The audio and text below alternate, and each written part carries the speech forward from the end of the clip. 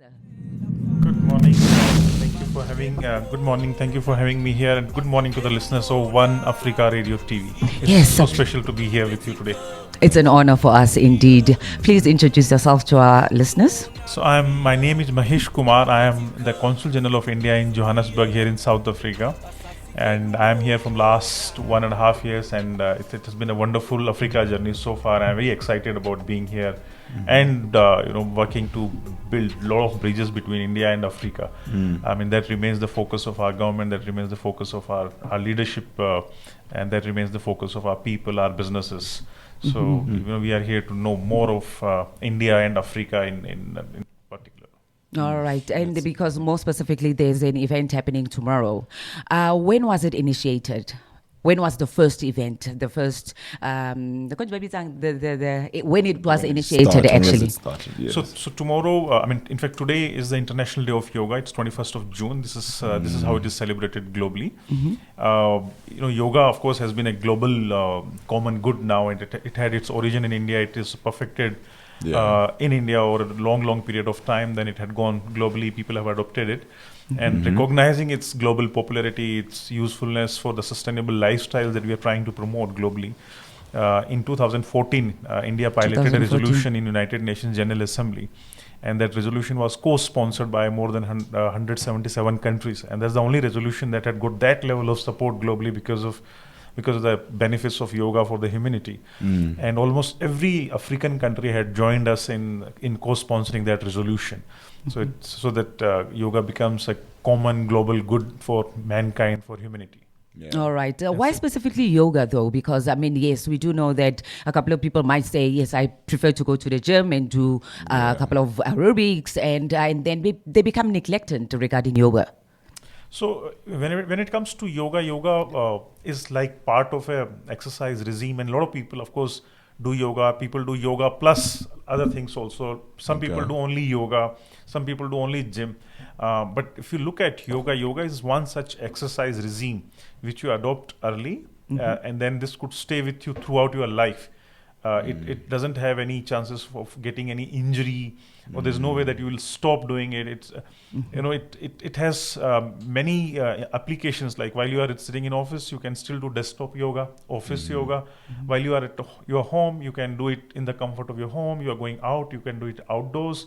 You can do it in studio formation. So the kind of diversity that it has is, I think, not available with other exercise regimes that require a lot of infrastructure. So with yoga, it's minimal infrastructure. Anybody could do it. The exercises are designed in such a manner that you just only do one part of the exercise and then you're fine. Yes. Or you can do the entire thing. You can do headstands. You can do very complex exercises like this eagle pose and crow pose and all that.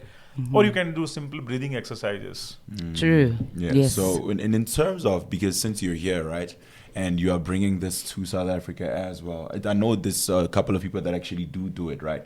But because of where I grew up, I understand very well that my sister does yoga as well sometimes, and it's a thing of relatives see it and it's like, okay, what are you doing? You understand? But then when they explain it, it's to say that there's spiritual, aspects to it, spiritual benefits as much as there are physical benefits.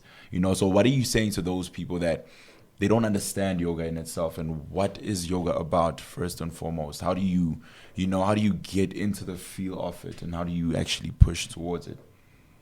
So, yoga in a very simple language, it's like when an individual realizes that, I have to be in tune and in harmony with nature and with myself.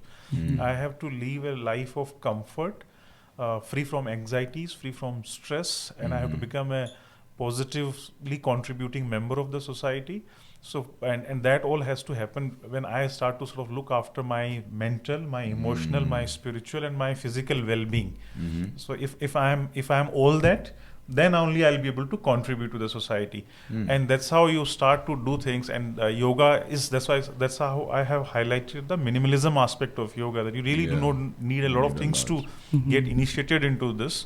And once you've started, once you are that confident, normal self, then you are able to contribute. And it helps people in so many ways. Today's life, of course, is full of anxiety and stress for all of us. Even in my profession, which is basically the profession of diplomacy, we are like every day tackling challenges of global nature. Some of those have bearing on our own societies. On the personal front, every 3 years we are transferred from one country, one continent to another continent with kids, family. We have to redo that work that we have done for the last 3 years all over again, and that puts a lot of stress. But it's only when you are like to sort of taking care of yourself, you are able to do all those things without getting affected from all those environmental aspects about it. So that's how yoga. And that's how we promote it, and that's how it, even without us promoting it before 2014, it had gone global. Now if you look at Johannesburg alone, it has got maybe over 60 yoga studios, all Virgin Active, Planet Fitness, and all such institutions. They are offering yoga also. Every club here has got a yoga room in their facilities, and all major yoga traditions from India have also found place in South Africa. Without us making any efforts about it. And that's the case with every other country that I had visited. In my previous posting, I was posted in Palestine, I was posted in Israel, I was posted in Belgium, in United States, and I have seen it's so popular already.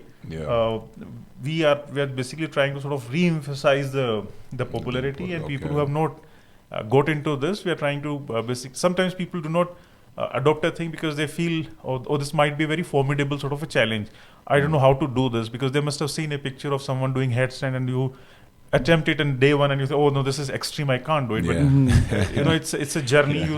You start with simple exercises, and over a period of 6 months and 8 months you are able to do this. And for the sake of people who are interested in the physical aspect of it, yoga of course helps a great deal in building flexibility in our body. It helps us building a lot of strength in our body. Our core muscles are all strengthened. We are able to do things, and we are able to keep our muscle mass very, very strong with yoga, with the regular practice of yoga. And since it was initiated in 2014, have you seen an increase in attendees?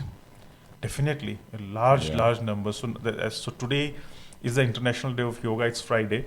And we have started to see visuals from all over the world have already started to come. Today, the Prime Minister of India led yoga exercise himself in the Union Territory of Kashmir in India, in Srinagar. And today evening we will see yoga in United Nations in New York and all those places. We are also organizing a small yoga practice today in Pretoria. The High Commission of India is organizing there in the evening. But tomorrow in Wanderers Cricket Stadium we'll have a mass celebration, because tomorrow being a Saturday holiday, so a lot of other people would be able to join, and that's how we have planned it for today. And it's the turnaround last year was about 7,000 plus people. Oh, nice! And we are hoping for that similar number to come this year also. And another aspect of it, this is that yoga is celebrated across all the cities in in South Africa now. So last year we had about 30 such celebrations across South Africa. The biggest one, of course, was in Johannesburg, and this year also these celebrations are taking place in Cape Town, in Durban, and in some other cities also.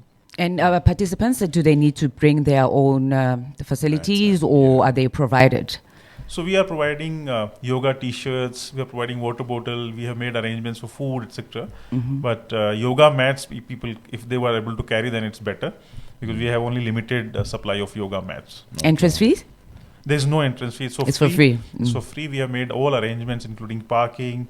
We have curated a lot of goodie bags also for some participants. There are some competitions that people have participated in, and so. It's a day that we have curated in such a manner that people will feel a fulsome sort of an experience. You have yoga, and post-yoga, we have a Bollywood dance masterclass also. Oh, because nice. People like to groove on the music. So we have catered for that. There will be live music. People who are interested in music, ample opportunities to shopping things. Food, as I said already. There will be some of the people who are doing their products display, so you can see some of the Indian cars are on display there. especially for our young yogis, we call them kids. We Yeah. have partnered with Disney, and Disney has set up a complete sort of place for these kids to come and practice yoga, watch some of the latest Disney Pixar movies that are going to come out, and some entertainment for them. So once you enter in the Wanderers Cricket Stadium tomorrow, you're free from anxiety. Of day-to-day life, we have catered for enough security. There's a medical team on standby.